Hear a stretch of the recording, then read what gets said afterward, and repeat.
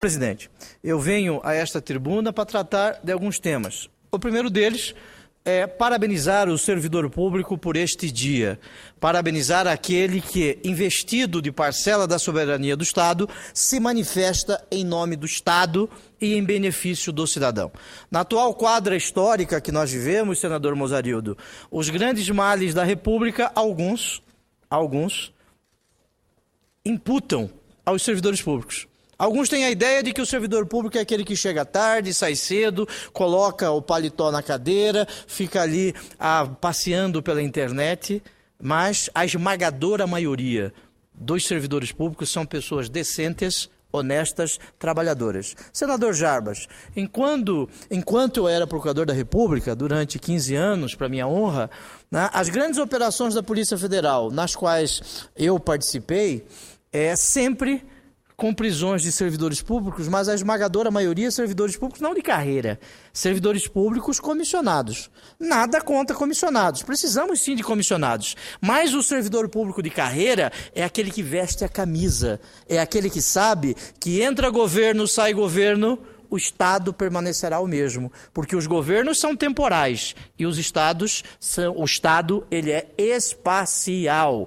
Como procurador da República, eu fui designado em vários júris federais que servidores públicos morriam, eram mortos no exercício da função. Inclusive, tive a honra de fazer um júri, aliás, 6 júris, lá em Boa Vista, na terra do senador Mozarildo Cavalcante, em que um auditor da Receita Federal, Nestor, foi morto no exercício de suas funções. Foi morto no exercício de suas funções. Nestes júris, eu sempre dizia, senador Mozarildo, que matar o servidor é matar a própria existência do Estado. Não que o servidor seja mais importante do que outro cidadão da iniciativa privada, por óbvio que não, nós todos somos iguais perante a lei. Mas o servidor público ele está a exercer uma função não em seu nome, mas em nome da comunidade que ele faz parte. Assim, nesta data, eu quero comemorar e dizer e parabenizar os servidores públicos do Brasil, em especial os servidores públicos do Estado de Mato Grosso, servidores decentes, servidores que trabalham muito e, infelizmente, não têm a atenção devida por parte das autoridades. Vide, no Estado de Mato Grosso, os servidores da educação, que, há uma semana, acabaram com um movimento de greve que permaneceu por 70 dias. 70 dias os servidores da educação em greve no Estado de Mato Grosso, por falta de diálogo, por falta de uma interlocução mais firme com o governo do Estado. Portanto, este primeiro tema, senhora presidente, gostaria de cumprimentar estes servidores públicos, porque eles demonstram que nós vivemos em uma república. Na república não existem reis, na república não existem soberanos, na república não existem vassalos, na república existem cidadãos e eles, os servidores públicos, eles exercem uma função em homenagem à cidadania.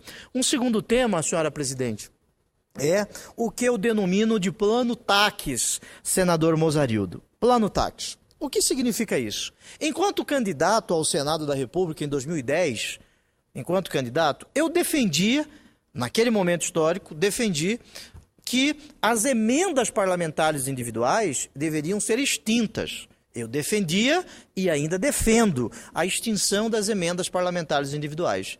Porque os grandes escândalos nacionais tiveram como causa as emendas parlamentares individuais. Vejamos os anões do orçamento, sanguessuga, mensaleiro, esses nomes quase que nomes de esgoto, né? Sanguessuga, mensaleiro, vampiro, quase nome de esgoto. Estes nomes representam o sinônimo da corrupção e a causa as emendas parlamentares individuais. Fui eleito senador da República e aqui cheguei. Cada senador tem 15 milhões de emendas parlamentares individuais para destinar aos seus estados. Aliás, esta é uma das funções de um parlamentar, levar recursos para a sua base, levar recursos para o seu estado. Esta é uma delas. Ao meu juízo, não é a principal. Não é a principal. A principal é fiscalizar a aplicação desses recursos. Aliás, os parlamentos europeus, eles surgem como instrumento de fiscalização da aplicação de recursos. Só após a Revolução Francesa, em 1789, é que os parlamentos europeus passam a inovar da ordem jurídica, criando aquilo que nós conhecemos como lei. Pois bem, cada senador tem 15 milhões de emendas parlamentares individuais. Nem sempre estes 15 milhões são efetivamente empenhados e liquidados, como nós sabemos. Alguns dizem que existiria lá no Palácio do Planalto uma capivara de cada parlamentar. O que é esta capivara de cada parlamentar? Tem lá o nome do parlamentar e este parlamentar vota assim, vota assado, vota desta forma ou da outra forma. Aí você precisaria passar pelo chamado beijamão para que suas emendas parlamentares fossem liberadas. Senadores, parlamentares independentes teriam prejuízo nas liberações ou na liberação destas emendas. Agora, nós temos que entender que senador da República, ele é da República, ele não é da presidência da República. O senador é da República, não é senador da presidente da República. Muito bem, como destinar estes 15 milhões de emendas parlamentares? O estado de Mato Grosso, ele tem 141 municípios. Se nós formos dividir 15 milhões de emendas por 141 municípios, nós teríamos 106 municípios, 106 mil reais para cada município. 15 milhões dividido por 141, 106 mil reais para cada município. Primeiro que isso não seria razoável, uma vez que com 106 mil reais você não faz absolutamente nada, e você não pode também, porque a cada 15 milhões de emendas você pode destinar em até 25 eventos orçamentários. Como dividir isso? Aos municípios mais populosos, onde eu tive mais votos, Cuiabá, a capital do estado de Mato Grosso. Em Cuiabá, eu fui o senador mais votado da história. 213 mil votos eu tive em Cuiabá. Fui o senador mais votado. 213 mil votos. Eu poderia destinar estes valores àquele município onde é mais populoso, onde eu tive mais votos. Município de Novo Santo Antônio, um pequeno município do estado de Mato Grosso. Eu tive 200 votos. Como superar esta assimetria? Para isso, nós, junto com a nossa assessoria, criamos o chamado Plano Tax, em que 70% deste valor de 15 milhões, nós destinamos através de uma divisão dos municípios em 2 grupos até 2018, que é o término do mandato de um senador. 70% de 15 milhões nós dividimos em 2 grupos de municípios, senador Mozarildo Cavalcante. Municípios mais populosos e municípios menos populosos. Municípios com maior IDH, Índice de Desenvolvimento Humano, e município com menor IDH, menor Índice de Desenvolvimento Humano, segundo a Secretaria de Planejamento e a FIRJAN, Federação das Indústrias do Estado do Rio de Janeiro. Para que isso? Para que nós possamos superar a denominada assimetria, desigualdade entre os municípios do nosso estado. Existem municípios com IDH altíssimo, como é o caso de Lucas de Rio Verde, Sorriso, Campo Novo, Campo Verde, Primavera, e municípios, senador Jarbas, municípios que precisam de tudo. Municípios que precisam de uma educação pública de qualidade, um hospital que possa trazer dignidade, uma segurança que possa trazer tranquilidade. Estes municípios, aqueles mais pobres, eles nunca serão aquinhoados pelas emendas parlamentares individuais. Daí, uma parte das emendas necessariamente para os municípios mais pobres. Fiz isso em 2012. 12 municípios fizeram audiências públicas de 20 que nós destinamos emendas ano passado. Este ano, senador Mozarildo, as audiências públicas já estão sendo realizadas, porque não adianta o preenchimento apenas destes critérios, esses critérios estatísticos numéricos. Necessário se faz que o município faça uma audiência pública para que o cidadão, no que se denomina de democracia participativa, democracia dialógica, o cidadão possa escolher dentre saúde, educação e segurança, onde 500 mil reais serão aplicados. É o cidadão que vai destinar os recursos que o senador ele leva para o seu estado. E sempre é bom que se diga, o senador ele não está fazendo favor para quem quer que seja. O senador está exercendo um dever, porque é um direito do cidadão receber esses valores através das emendas parlamentares individuais. Eu vou aqui, senador Mozarildo, antes de conceder-lhe uma parte, para minha honra, dizer que em 2012, para a LOA de 2013, foram realizadas audiências públicas nos seguintes municípios do nosso estado: Campo Novo dos Parecis, Mirassol do Oeste, Nova Chavantina, Barra do Bugres, Campo Verde, Colíder, Indiavaí, Jaciara, Nova Mutum, Ribeirãozinho, Alto Taquari, Santa Rita do Trivelato, Rondonópolis, Alto Araguaia. Agora, em 2013, para a LOA de 2014, já foram realizadas audiências públicas nos municípios de Aripuanã, Poxorel, Canarana, Santo Afonso, Pedra Preta, Paranatinga, Santa Cruz do Xingu, Serra Nova Dourada e Nova Nazaré, na sexta-feira. Nessas audiências participam 200 pessoas, 300 pessoas. Estas audiências, elas devem ser filmadas, fotografadas. Eu vou, depois de conceder uma parte ao senador Mozarildo, fazer rapidamente a leitura de uma destas atas, que necessariamente, de acordo com o plano TACS, deve ser lavrada para que nós possamos saber que o cidadão está a participar da distribuição desses recursos. Muito bem, antes ainda da parte, alguns senadores disseram para mim o seguinte: Pedro Taques, você está dando um tiro no pé. Está dando um tiro no pé, porque você está tirando o prefeito, o vereador, o intermediário. E você não será reeleito em 2018. Eu não estou preocupado com eleições. Eu estou preocupado com as próximas gerações de mato-grossenses e de brasileiros que habitam aquele estado.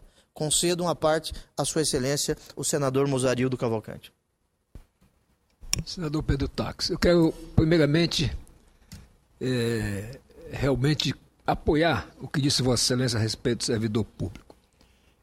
A nossa Constituição de 88 disse que os servidores públicos têm que ser sempre admitidos por concurso público, salvo aqueles comissionados, como disse Vossa Excelência. Mas, na verdade, se nós olharmos, senador Pedro Taques, as nossas chamadas emendas parlamentares, elas não chegam a 1% do total do orçamento. Sim. E se faz muito auê com essa história Sim. dos 15 milhões de reais, que ao todo, incluindo Câmara e Senado, dariam 650 milhões. E só agora o Ministério da Saúde fez um levantamento dos últimos 4 anos e houve 500 milhões de desvio da saúde. Sim. Então, na verdade, o que precisa, primeiro, que essa liberação de emenda seja impositiva para acabar, como disse Vossa Excelência, com essa história de um quadrinho, como Vossa Excelência chamou, que tem lá no Planalto e que, por exemplo, libera de acordo com a fidelidade ou a submissão do parlamentar. Eu, por exemplo, no último governo Lula, praticamente não tive nenhuma emenda liberada porque eu me posicionei contrariamente em 2 pontos que eu acho que achavam que eram primordiais para ele. O primeiro, fiquei contra a CPMF. Porque, como médico, eu vi que em 14 anos de existência da CPMF, nada melhorou na saúde. Usavam a CPMF até para fazer superávit primário. Sim. Então, eu acho que nós temos que olhar o servidor público e, geralmente, quando acontecem os escândalos, pode dizer, Vossa Excelência, que a maioria dos que são presos são os chamados peixes miúdos. São os funcionários comissionados. Bagrinhos. Exatamente. Os chefões não estão. Eu, por exemplo, tenho um critério.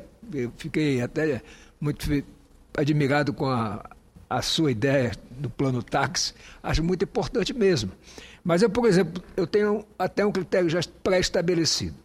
Eu destino parte das minhas emendas para a Universidade Federal de Roraima, uma outra parte para o Instituto Federal de Ciência, Tecnologia e Ensino de Roraima, que é o IFE, e também às Forças Armadas do meu estado e aos municípios. Evidente, como disse Vossa Excelência, o município precisa de escola, precisa de vicinais, precisa de implementos agrícolas para melhorar a produção do seu município. Então, acho que primeiro que esse percentual tinha que ser maior, porque nós é que vivemos o dia a dia dos municípios, e não os tecnocratas aqui dos ministérios, começando pelo da integração regional, e nós devíamos ter a garantia, porque, na verdade, na origem do parlamento, lá atrás, nas monarquias, o parlamento teve origem para quê? Para fiscalizar a aplicação do dinheiro pelos reis, que só faziam, portanto, palácios e propriedades suntuosas e festas absurdas, e o parlamento surgiu exatamente para isso. Mas aqui no Brasil, diferentemente de outros países que existem aqui desenvolvidos, nós não temos um orçamento impositivo. No meu entender, devia ser todo ele impositivo. O governo, quando quisesse alterar o orçamento, mandava uma nova mensagem para o Congresso.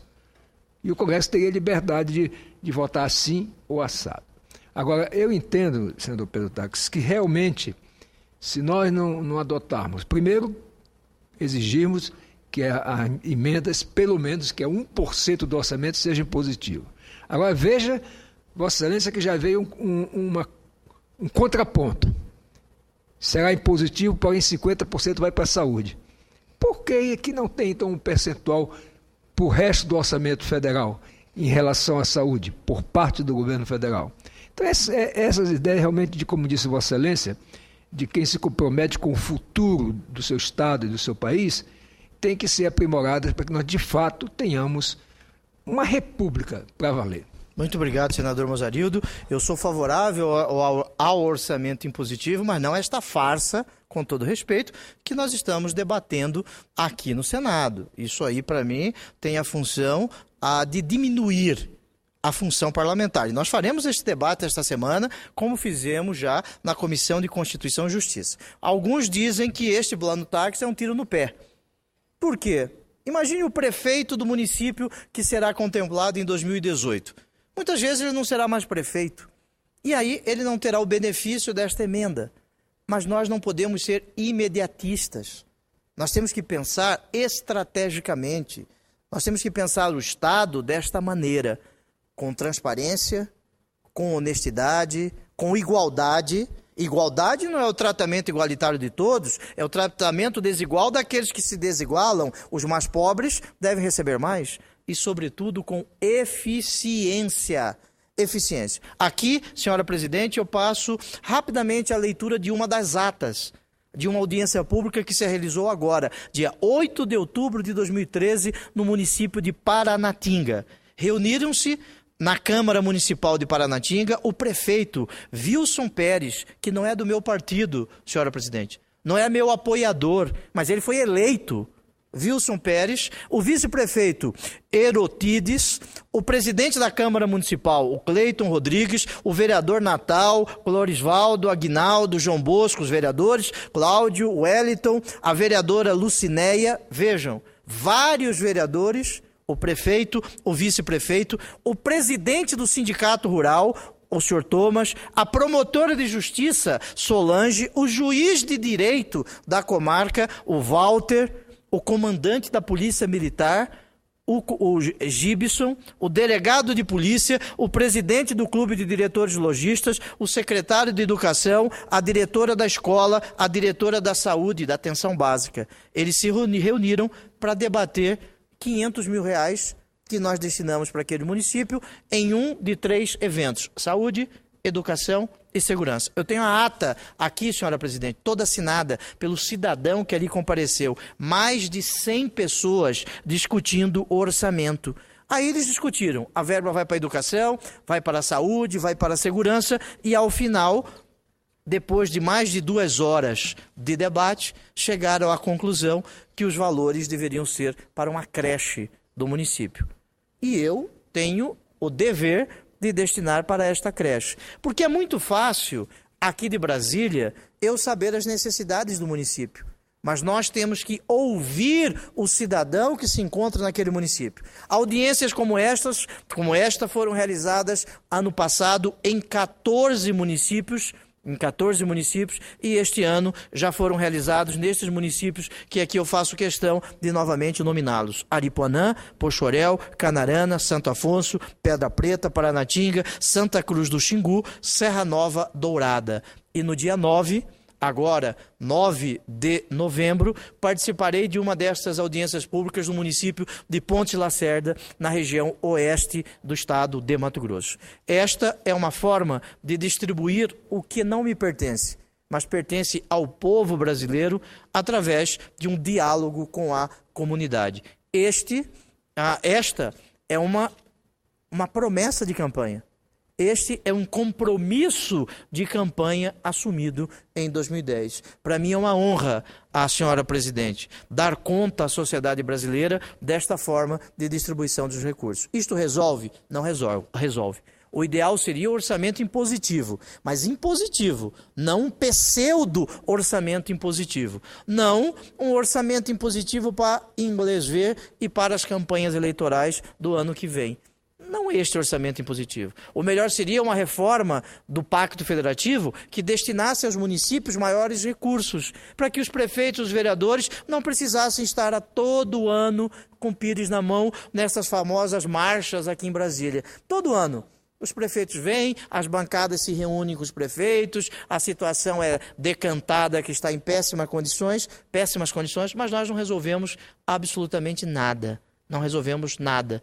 Nós fingindo, eles fingindo e a sociedade sofrendo com a falta destes recursos. É uma forma democrática de dividir o que pertence ao próprio cidadão. Além disso, é saudar compromisso que foi assumido na eleição de 2010. Muito obrigado, senhora presidente. Para mim é uma honra poder falar sobre o orçamento participativo desta maneira que nós estamos a tratar.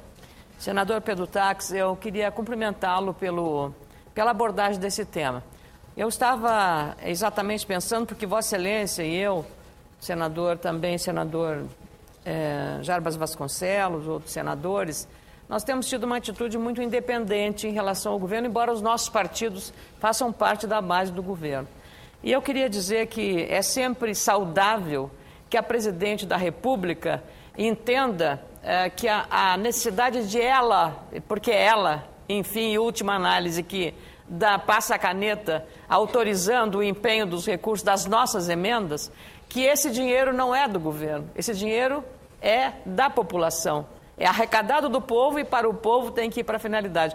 O nosso papel aqui, como fez Vossa Excelência, de prestar contas para onde vai aquilo que Vossa Excelência fez como emenda, é exatamente esse. Então, temos que saudar e que a Presidente continue fazendo isso, respeitando, porque se nós estamos fazendo, sabemos, porque representamos a nossa base, onde mais aperta o sapato, como diz Vossa Excelência, sempre com boas figuras de linguagem. É onde aperta o sapato de um prefeito ou de uma entidade ou de um setor que está precisando, ou de uma nova vara de justiça, ou de uma outra assistência, ou de a área social, ou a área de educação. Então, eu queria cumprimentá-lo e acho que precisamos trabalhar enquanto o orçamento não for impositivo. Porque quando for impositivo, nós estaremos abrigados por uma determinação da própria determinação legal. Então, parabéns. Me permita, senadora e senador Jarbas, me parece que Sua Excelência, a Presidente da República, ela prefere senadores parlamentares sabujos.